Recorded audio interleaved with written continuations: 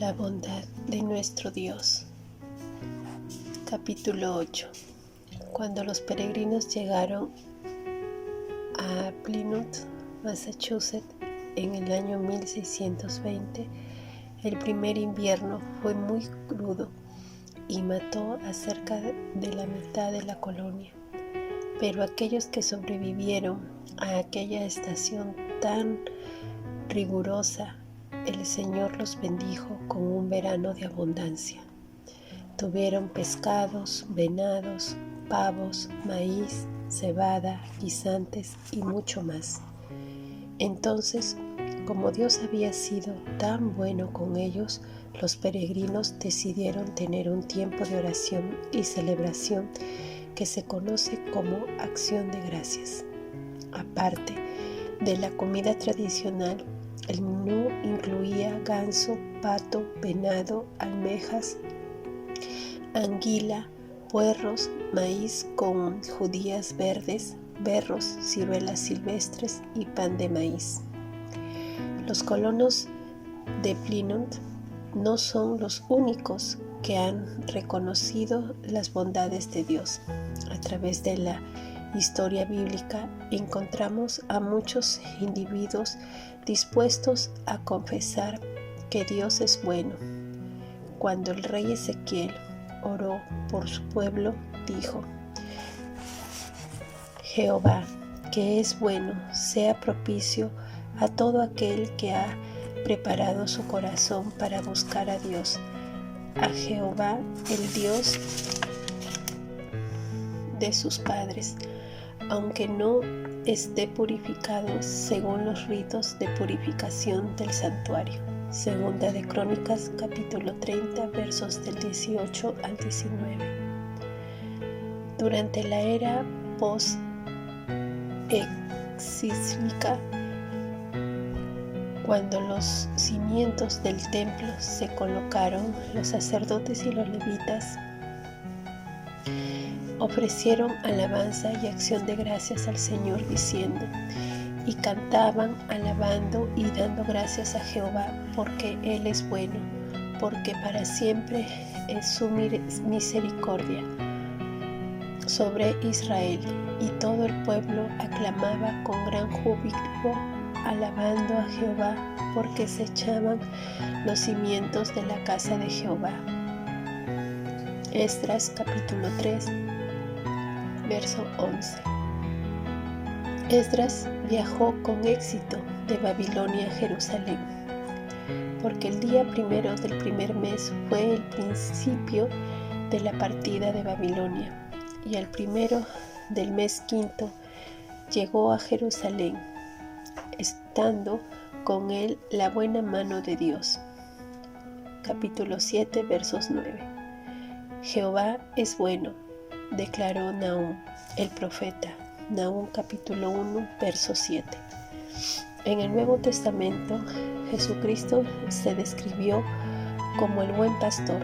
Juan capítulo 10, verso 14. ¿A qué se refiere exactamente la bondad de Dios? Carlos Hock escribió: la bondad, en el sentido bíblico del vocablo, incluye la benevolencia, el amor, la misericordia y la gracia. Pero benevolencia quiere decir la disposición que provee la felicidad. Todas las criaturas sensibles son objeto de esta. El amor incluye la complacencia, el deseo y el deleite, y su objeto es seres racionales.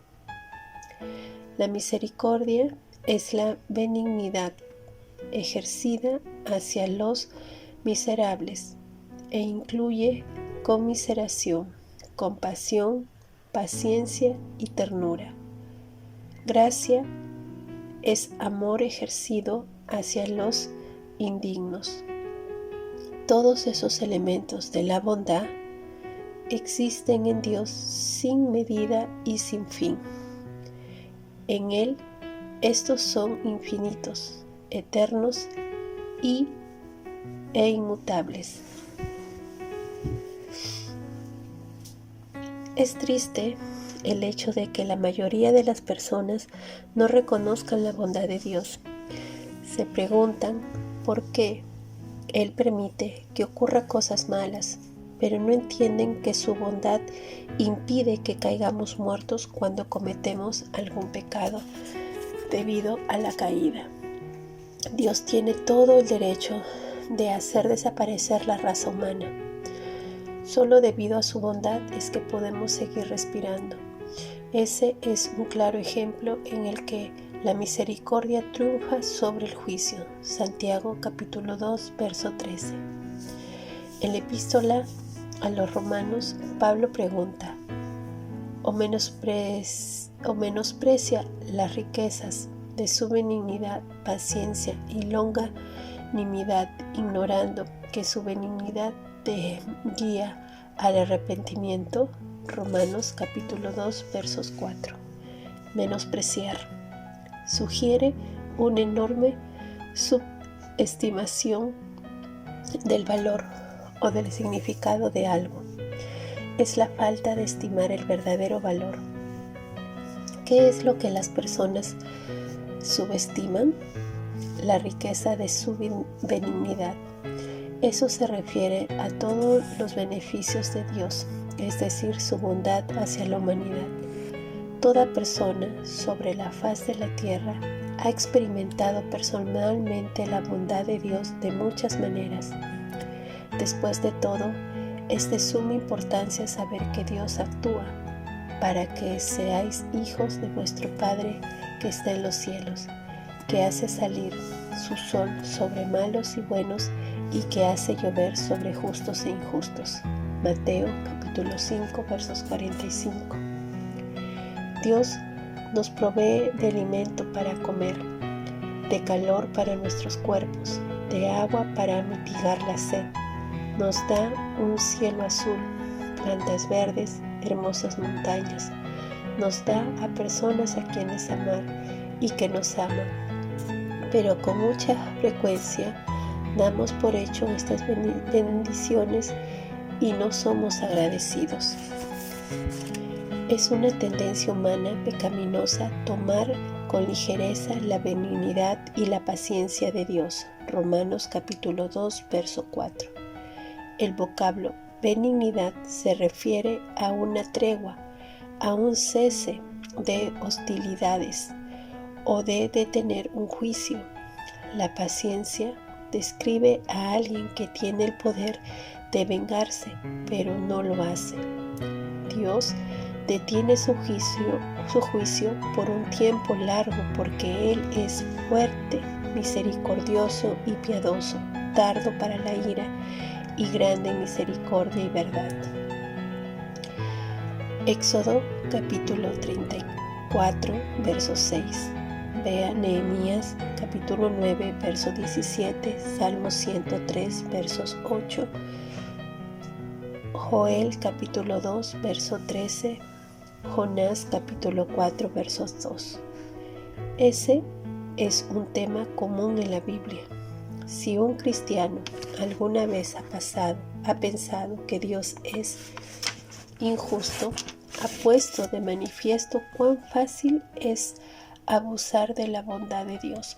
Su bondad está diseñada para producir arrepentimiento, es decir, hacernos tener sed de Él y hacernos agradecidos de que nos permita vivir a pesar de nuestro pecado. Pedro escribió: el Señor no tarda su promesa, según algunos la tiene por tardanza, sino que es paciente para con nosotros, no queriendo que ninguno perezca, sino que todos procedan al arrepentimiento. Pero el día del Señor vendrá como ladrón en la noche, en el cual los cielos pasarán como un gran estruendo, y los elementos ardiendo serán deshechos, y la tierra y las obras que en ella hay serán quemadas. Segunda de Pedro capítulo 3, versos del 9 al 10. Nuestro buen Dios es paciente, pero no para siempre. El día de redimir cuentas se acerca. ¿Qué clase de reacción ha producido en su vida la bondad de Dios? ¿Está congruentemente agradecido por lo que ha provisto para usted? ¿O ha olvidado del proveedor y se ha vuelto indiferente para con él? Quizás el orgullo lo haya guiado, como ocurrió con los israelitas, a creer que los logros y las bendiciones de que disfrutaban provienen de su propia mano y no de la de Dios. Vea Deuteronomio capítulo 8, versos del 10 al 18. Humildemente tenemos que reconocer que toda buena dádiva y todo don perfecto desciende de lo alto, del Padre de las luces, en el cual no hay mudanza ni sombra de variación. Santiago capítulo 1, verso 17. La manera como David lo hizo es un buen modelo a seguir. Bendice, alma mía, a Jehová, y bendiga todo mi ser su santo nombre. Bendice, alma mía, a Jehová, y no olvides ninguno de sus beneficios. Él es quien perdona todas tus iniquidades, el que sana todas tus dolencias, el que rescata del hoyo tu vida, el que te corona de favores y misericordias, el que sana de bien tu boca, de modo que te rejuvenezcas como el águila. Salmos capítulo 103, versos del 1 al 5. La expresión suprema de la bondad de Dios. La muerte de Cristo en la cruz revela la bondad de Dios como ningún otro acontecimiento en la historia. En realidad, es la expresión suprema de su bondad. Demos una mirada atenta a la bondad de Dios a la luz de su amor. Podría haber algunas cosas que jamás has visto. El rey sobre todas las cosas soportó la burla. El Evangelio de Juan dice que Pilato, el gobernador romano de Judea, maltrató a Jesús. Así que entonces tomó Pilato a Jesús y lo azotó. Juan capítulo 19, verso 1. En vez de soltar a Jesús, a quien repetidas veces había declarado inocente, Pilato trató de saciar la sed de sangre de la multitud e hizo azotar a Jesús. Un azote romano tenía una empuñadura de madera corta que llevaba atada una serie de correas tejidas con trozos de plomo, bronce y huesos afilados como el filo de una navaja. Con frecuencia, los azotes producían la muerte y generalmente ocurría antes de la crucifixión para apresurar la muerte de las víctimas en la cruz. Era una tortura que sobrepasa cualquier descripción. Los judíos castigaban con 40 azotes menos uno. No sabemos cuántos daban los romanos, pero sí sabemos que a Cristo lo golpearon de forma tan terrible que no podía llevar su cruz durante el trayecto al lugar de la crucifixión. Después de los azotes, pero antes de la crucifixión, eso ocurrió. Entonces los soldados del gobernador llevaron a Jesús al pretorio y reunieron alrededor de él a toda la compañía y desnudándole le echaron encima un manto escarlata y pusieron sobre su cabeza una corona tejida de espinas y una caña en su mano derecha. E hincando la rodilla delante de él, lo escarnecían diciendo: «Salve, Rey de los judíos». Mateo capítulo 27, versos 27 al 29. Los historiadores nos informan que los soldados romanos generalmente hacían eso como un juego cruel para divertirse con aquellos que consideraban enfermos mentales. Entonces los soldados, escupiéndole, tomaban la caña y le golpeaban en la cabeza. Después de hacerle haberle escarnecido, le quitaron el manto y le pusieron sus vestidos y lo llevaron para crucificarle. Versos 30 al 31. Al quitarle la ropa, estaban abriendo nuevas heridas y él nuevamente le producía un dolor, y al vestirlo nuevamente le producían un dolor insoportable, porque la ropa que se usaba en aquellos tiempos estaba hecha de material grueso. El Señor sufre la crucifixión. Los soldados romanos condujeron a Jesús para que lo crucificasen. La procesión estaba formada así. 4 soldados romanos rodeaban al prisionero, uno en cada esquina, llevándolo por la ciudad, con otros soldados por delante y por detrás. Los soldados hacían desfilar al prisionero por las calles principales. El día de la crucifixión de Cristo, las calles estaban repletas de peregrinos que habían acudido a adorar y a celebrar la Pascua. Había un cartel que explicaba el porqué de la ejecución del prisionero y colgaba del cuello de este, o que lo llevaba alguien que caminaba al frente de la procesión. De esa manera las personas sabrían cuál era el castigo del crimen cometido. Cuando la procesión salía de la ciudad, era evidente que las fuerzas de Cristo se agotaban, de modo que los soldados reclutaron a un hombre de la multitud, Simón Cirenaico, para llevar la cruz de Cristo hasta el lugar de la ejecución. Simón fue un beneficiario directo de la más grande exhibición de la bondad de Dios, porque a la postre llegó a ser creyente, en Marcos 15:21. El evangelista lo pone de manifiesto al nombrar a los hijos de Simón, mencionados evidentemente porque la iglesia en general los conocía. Cuando la procesión llegó al Gólgota, los soldados le dieron a beber vinagre mezclado con hiel, pero después de haberlo probado no quiso beberlo.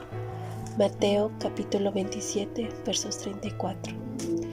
La palabra griega que se traduce como hiel es un término general que se refiere a algo amargo. El Evangelio de Marco especifica que la mirra estaba mezclada con vino.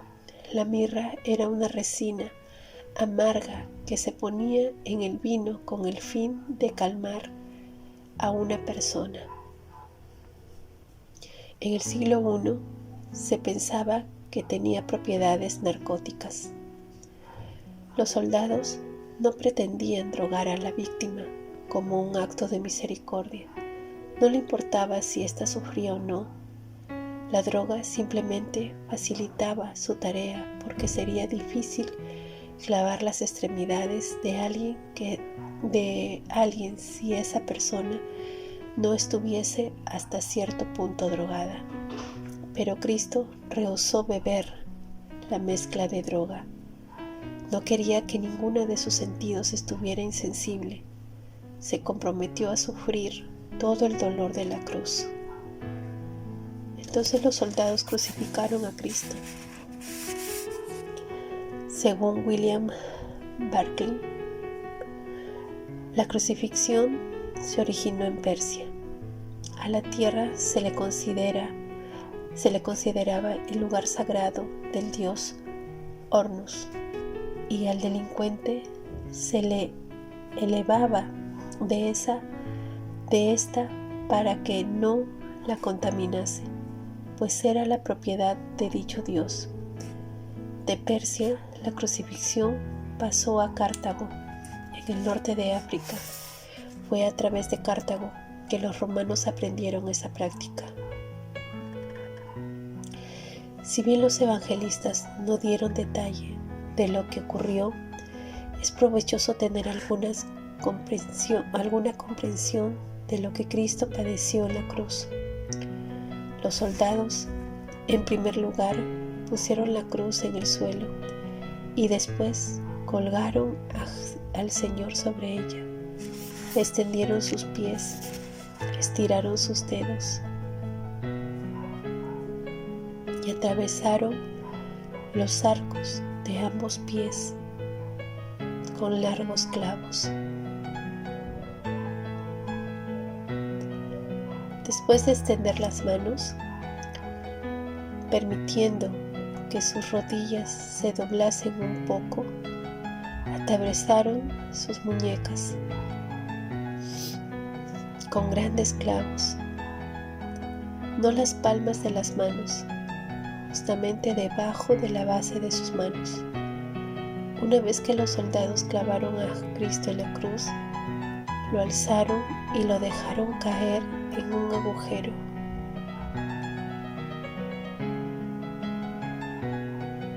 Cuando tocó el fondo, seguramente el golpe le causó un gran dolor. Ya estaba crucificado.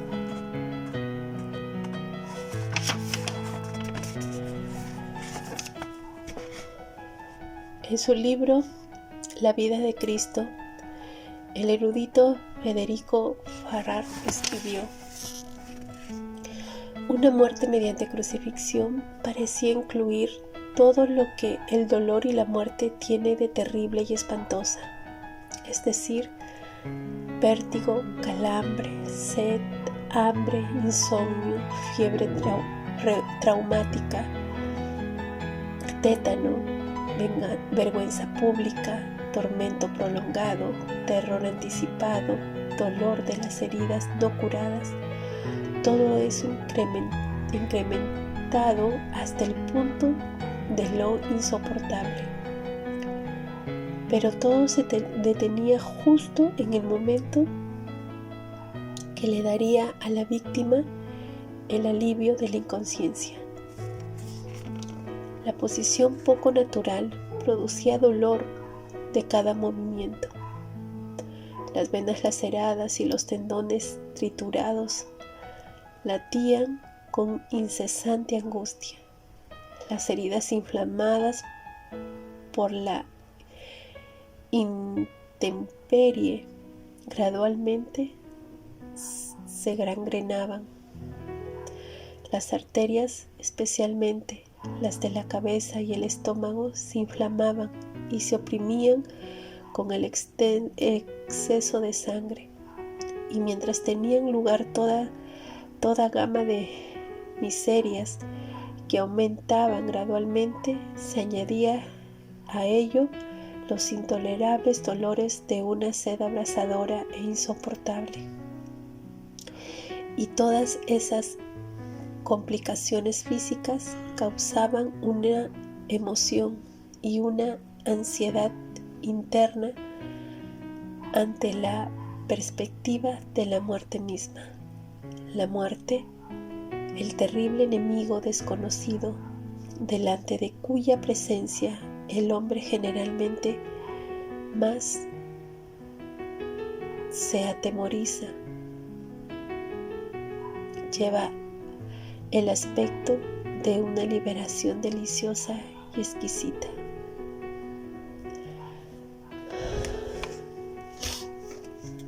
Las autoridades no buscaban una muerte rápida y sin dolor para preservar una pequeña medida de dignidad para el delincuente.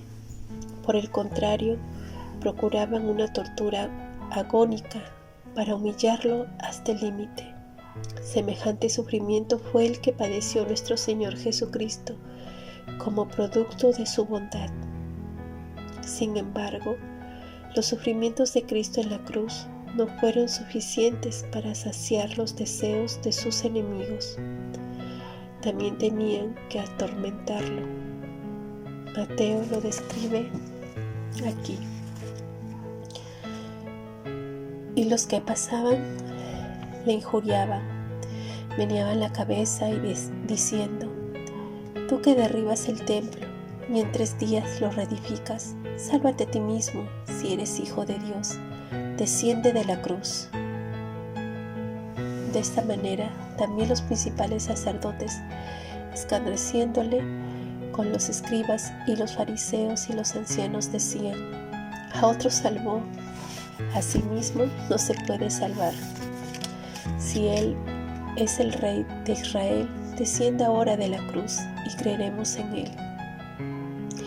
Confío en Dios, libérale ahora si le quiere, porque ha dicho: soy hijo de Dios.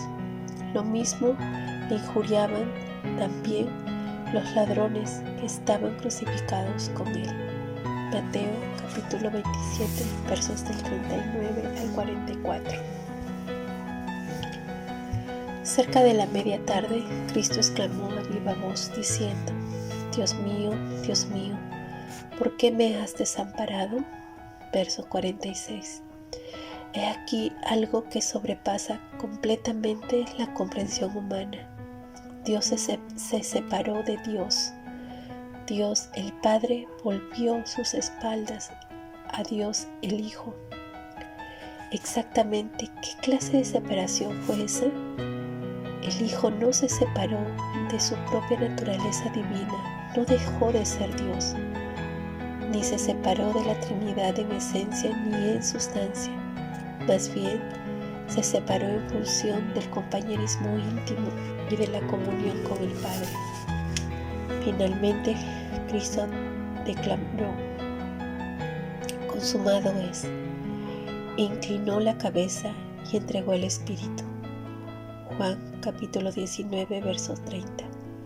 Los sufrimientos que voluntariamente padeció por causa de la humanidad habían terminado. ¿Por qué lo hizo? ¿Por qué permitió Dios que su Hijo muriese en la cruz? Pablo lo explica así: el que no escatimó ni a su propio Hijo, sino que lo entregó por todos nosotros, ¿cómo no nos dará también con él todas las cosas? Romanos 8:32. En su condenación a la muerte, Cristo ocupó nuestro lugar. Isaías escribió de Cristo: mas el herido fue por nuestras rebeliones, molido por nuestros pecados. El castigo de nuestra paz fue sobre él. Por sus llagas fuimos nosotros curados. Todos nosotros nos descarriamos como ovejas, cada cual se apartó por su camino, mas Jehová cargó en él el pecado de todos nosotros. Isaías 53, del 5 al 6. El Padre, al que no conoció pecado, por nosotros lo hizo pecado para que nosotros fuésemos hechos justicia de Dios en él. Segunda de Corintios 5:21. Pablo escribió: Cristo nos redimió de la maldición de la ley, hecho por nosotros maldición, porque está escrito: maldito todo aquel que es colgado en un madero. Gálatas 3:13. La muerte de Cristo es una demostración de cómo es Dios. Pablo dice: mas Dios muestra su amor para con nosotros, en que siendo aún pecadores, Cristo murió por nosotros. Romanos 5:8. Uno de los signos más hermosos y conmovedores respecto de la cruz es cabeza ensangrentada, que se la atribuye a Bernardo de Claraval en el siglo XII.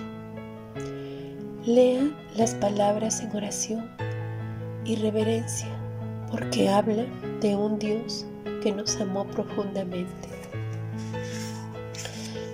Cabeza ensangrentada, herida por mi bien, de espinas coronada, por ti mis ojos ven, de todos despreciada, mi eterno bien será.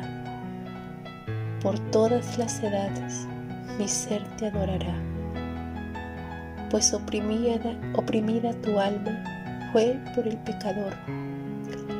La transgresión fue mía, mas tuyo fue el dolor. Hoy vengo contristado, merezco tu dolor. Concédeme tu gloria, o dame tu favor. Te doy loor eterno, bendito Salvador, por tu dolor y muerte, por tu divino amor. Oh Salvador, deseo tu gracia conocer. Junto a tu cruz espero, te entrego a ti mi ser. La confianza del creyente. ¿Quién nos separará del amor de Cristo?, preguntó Pablo. ¿Tribulación, o angustia, o persecución, o hambre, o desnudez, o peligro, o espada? Romanos 8:35.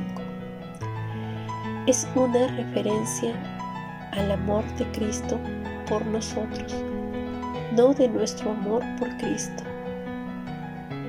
Esa era la manera en que Pablo enfatizaba la bondad de Dios en la vida del creyente.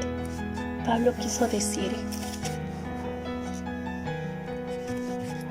¿qué puede hacer que Cristo deje de amarnos? La clara respuesta es nada.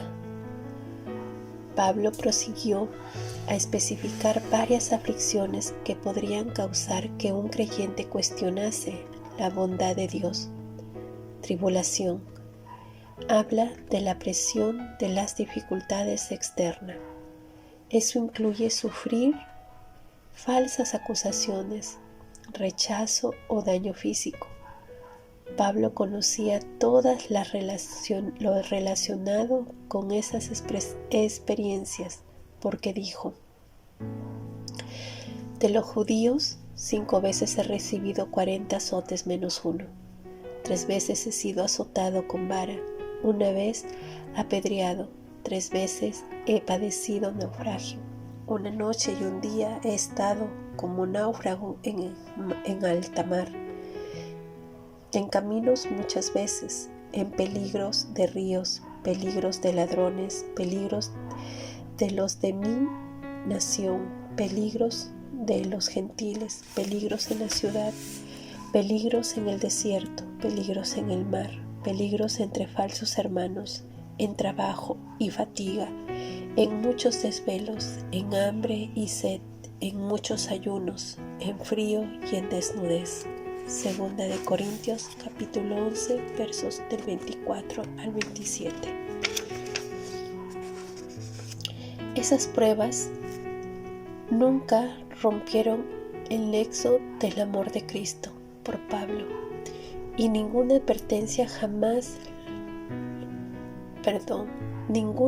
adversidad jamás lo separará del amor de Cristo.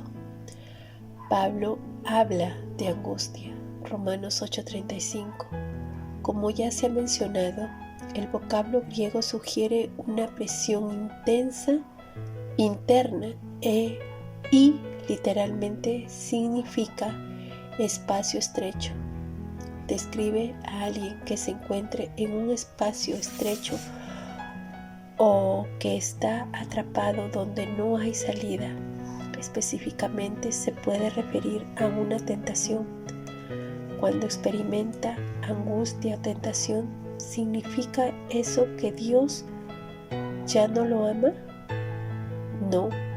Dios promete que cuando siente esas presiones, Él lo capacitará para aguantarla y en el momento correcto proveerá una salida. Primera de Corintios 10:13. ¿Y las otras aflicciones? ¿Y si sufre en manos de aquellos que rechazan a Cristo? ¿Y si carece de alimento, incluso hasta el punto de morir de hambre? ¿Y si le falta vestido o techo? ¿No son esas adversidades evidencia de que Dios no es bueno? ¿De que ya no lo ama? Absolutamente no. Recuerde, es imposible que alguien o alguna cosa lo separe del amor de Dios.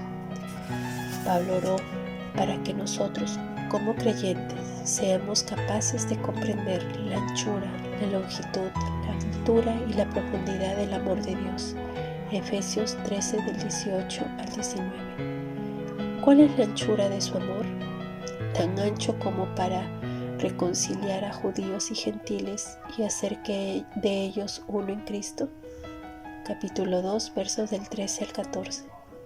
¿Cuán largo es su amor?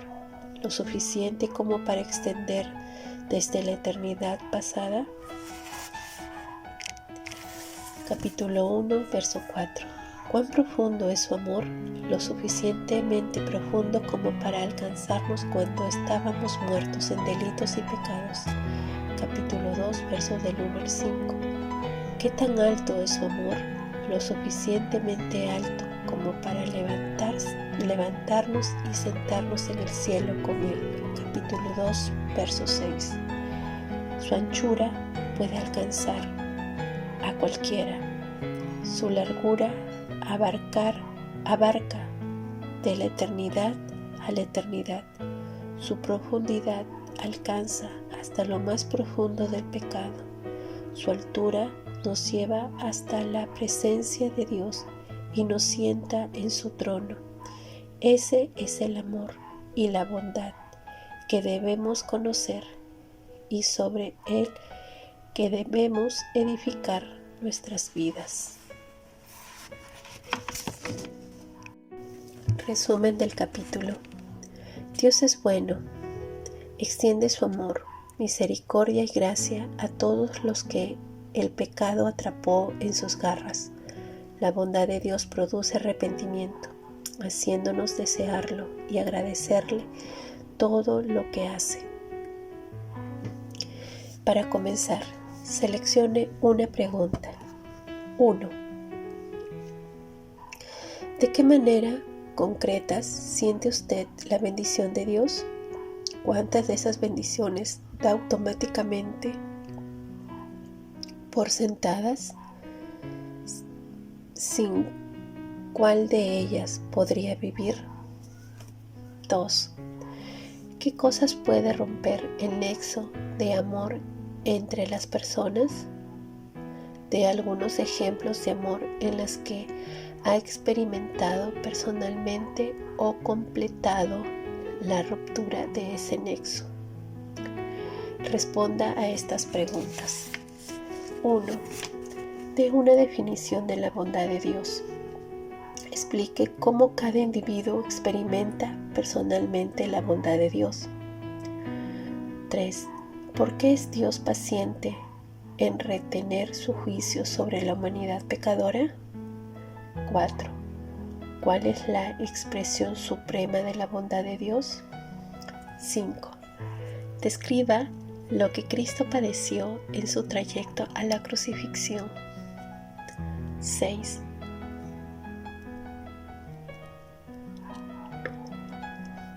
¿Por qué Dios prometió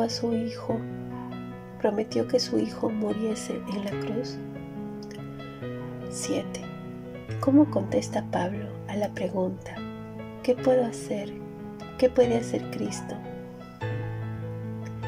¿Qué puede hacer que Cristo deje de amarte? Explíquelo. Concéntrese en la oración. De gracias a Dios ahora mismo por haberle enviado a Cristo a morir en su lugar para pagar el castigo merecido por todos sus pecados. De gracias a Cristo por ser su mediador en el cielo, donde está sentado a la diestra de Dios, intercediendo por usted. Finalmente, de gracias a Dios por garantizarle el resultado final de la salvación, es decir, su glorificación en el cielo. Aplicación de la verdad. Lea Isaías 53. ¿Qué versículo describe los tipos de sacrificio que Cristo hizo por nosotros? ¿Cuál de ellos muestra lo que su supremo sacrificio realizó por los pecadores? Con sus propias palabras describa lo que eso revela respecto a la bondad de Dios por su pueblo.